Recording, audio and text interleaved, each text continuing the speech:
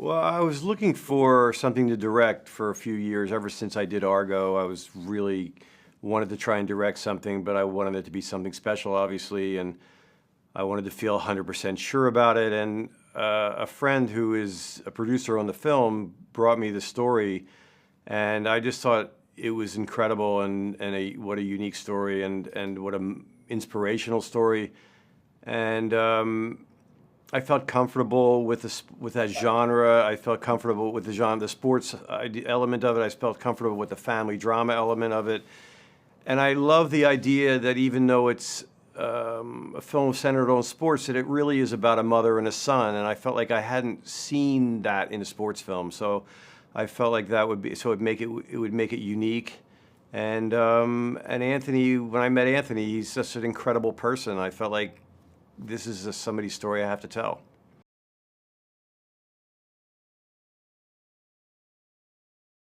Well, I mean, Judy is incredible. I mean, Judy could have a movie made about her life as well. I mean, she's an incredible person. I mean, just the idea that she had Anthony when she was 16 years old, and and she was a single mom, and her parents wanted her to give Anthony up for adoption, and she didn't want to, and that she had the strength as basically a child herself to be a great mom and to teach Anthony all these incredible lessons about perseverance and self-esteem. And I just thought this is like such an incredible person, and Jennifer did such an extraordinary job of bringing that to the screen. She and Judy got to be very close. A lot of little, what Jennifer refers to as nuggets of information, came to us through Judy and Jennifer's relationship, stuff that Judy hadn't even shared with me or the writer. She felt comfortable enough to tell Jennifer, and got Judy's permission to put them in the movie. So it was a combination of everything I learned and how impressed I was with her as a person. And when I listen to her talk now, every time she answers a question, every time she thinks about something and then talks about it, she's just really, really wise beyond her years. And I just found her to be extraordinary.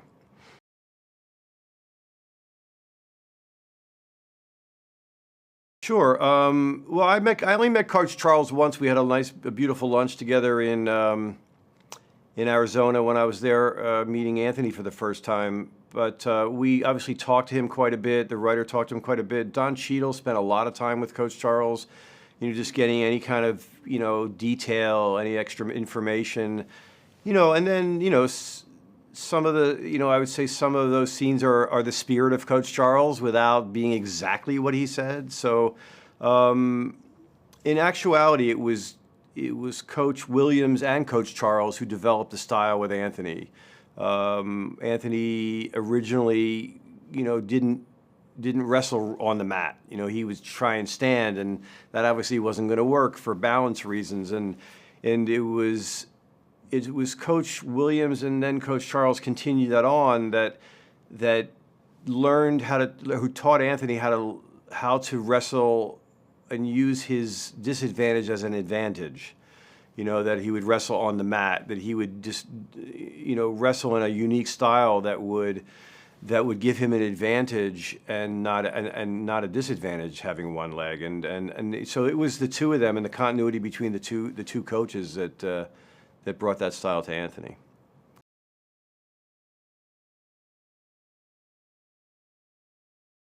Yes, it was my idea to cast Bobby, and he was so perfect for it because he is such a wonderful human being in person, and so to see him play that other side was incredible. But every conversation we had from the first time we spoke was about making Rick a character that was three-dimensional, that had a loving side, that had a side of him that he did care for those kids, and he thought he was doing the right thing, and he just didn't have the equipment to be a good father.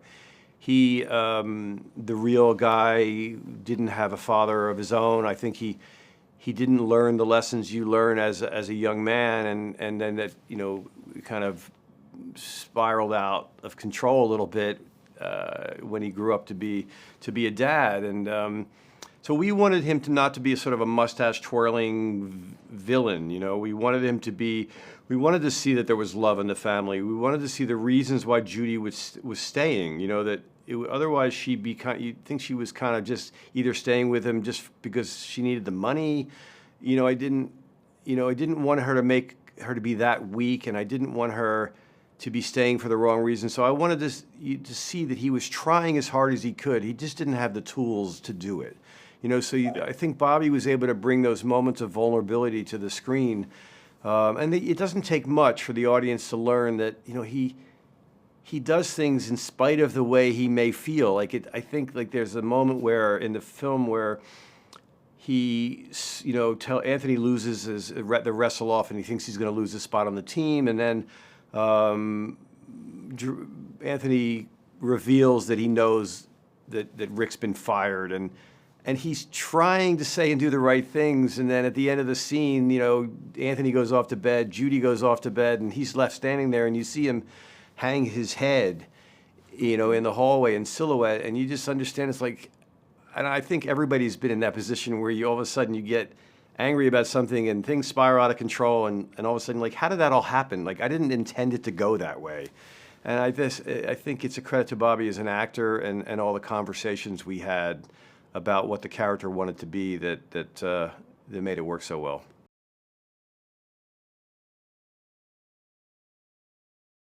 Yeah, sure. Well, what was extraordinary is that John Carlos, our production designer, we shot the wrestling sequences at the Galen Center at USC, and it was really happened, as you know from the film, is at the Wells Fargo Center in Philadelphia. But if you looked at the set and then looked at the actual match, they're identical.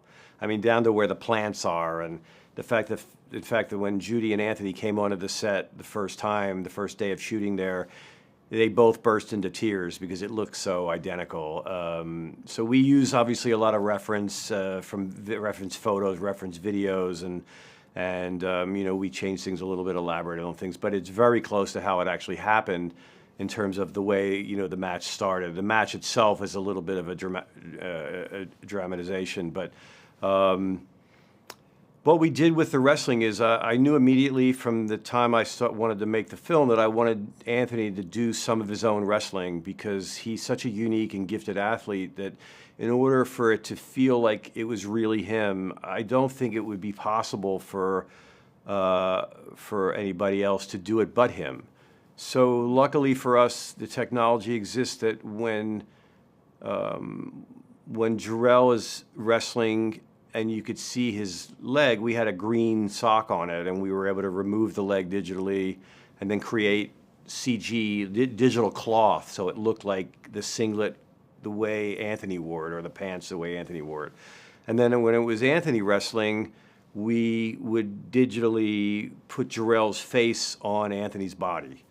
So, and I think it was, I don't know that it's ever been done with the real person and the actor both playing the same role in terms of the physical, a lot of the really serious physical stuff in the film, but we didn't really have to map it out. We just shot it the way we wanted to shoot it, and it's, you know, the CG is so sophisticated now that we were able to just, you know, use the shots we wanted. We just used whatever was best, whether it be Anthony or Jharrel. They both did all the wrestling, all the choreography, and then we would use in the editing, we would use what was best, and then we let the visual effects people do their job, and they did an exceptional one.